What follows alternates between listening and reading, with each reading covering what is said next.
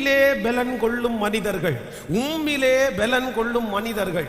அப்போ ஒரு தேவனுடைய பிள்ளையினுடைய வாழ்க்கையிலே நமக்கு நம்முடைய மனசுலையும் நம்முடைய சரீரத்திலையும் பலன் வேண்டும் என்றா எங்க அந்த பலன் கிடைக்குமா? கர்த்தருக்குள்ளதான் அந்த பலன் கிடைக்கும். உம்மிலே ஆண்டவருக்கு உள்ளதா அந்த பலத்தை நம்ம பெற்றுக்கொள்ள முடியும். பொதுவாக உலகத்தில் இருக்கிற நிறைய இந்த கூல் ட்ரிங்க்ஸ் இல்லைன்னா நம்ம காலையில் குடிக்கிற அந்த ட்ரிங்க்ஸ் எல்லாம் பார்த்தீங்கன்னா நிறைய பேர் பயங்கரமான விளம்பரம் எல்லாம் போடுவாங்க.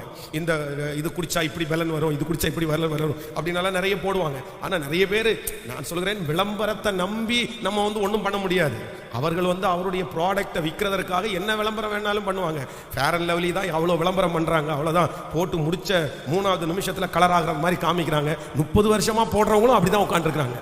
சரிங்களா? அவங்க 3 டைம் போட்ட உடனே கலர் ஆயிடுறாங்களே, அது எப்படி அப்படின்னு கேட்டா அது விளம்பரம். அவ்வளவுதான், அதை நம்ம ஒன்றும் பண்ண முடியாது. அப்போ உலகத்திலே இருக்கிற மனிதர்கள் தங்களுடைய சரீரத்திலையும் தங்களுடைய மனதிலையும் பலன் பெற்றுக்கொள்வதற்காக என்னென்னமோ அவங்க செய்றாங்க. சிலர் சொல்லுவாங்க, கவுன்சிலிங் போலாம்ல, நீங்க உங்க மனசு கொஞ்சம் பலன் அடையும், ஏதாவது பிள்ளைங்க சோர்ந்து போயிருந்தா ஒரு கவுன்சிலிங் போலாம். இந்த கவுன்சிலிங் எல்லாம் தவறு என்று சொல்லல.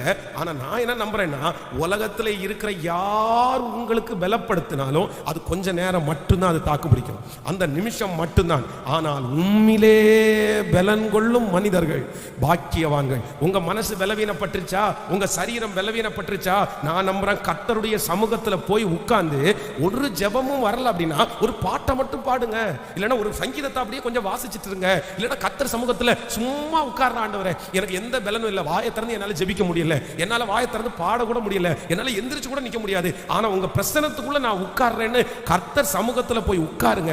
நான் நம்புறேன் ஆண்டவர் உங்களை அழகாய் பலப்படுத்துவார்.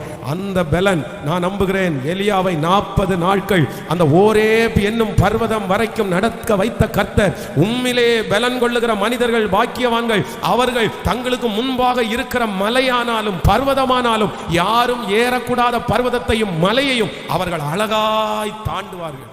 நீங்க தாண்டுவீங்க. இந்த ஜெபத்தில் இருக்கிற உங்களுக்கு முன்பாக மலைகள் இருக்கலாம், பர்வதங்கள் இருக்கலாம். இந்த மலையை நான் எப்படி ஏறுவேன், இந்த பிரச்சனையில நான் எப்படி ஏறி போய் சிகரத்தை அடைவேன், ஐயோ இவ்வளோ பெரிய மலையா இருக்கு, எனக்கு பலனே இல்லையே அப்படின்னு நீங்க நினைக்கலாம். ஆண்டவர் சொல்றாரு, அவருக்குள் பலன் கொள்ளுகிறவர்கள் பாக்கியவான்கள். ஆமென் சொல்லுங்க.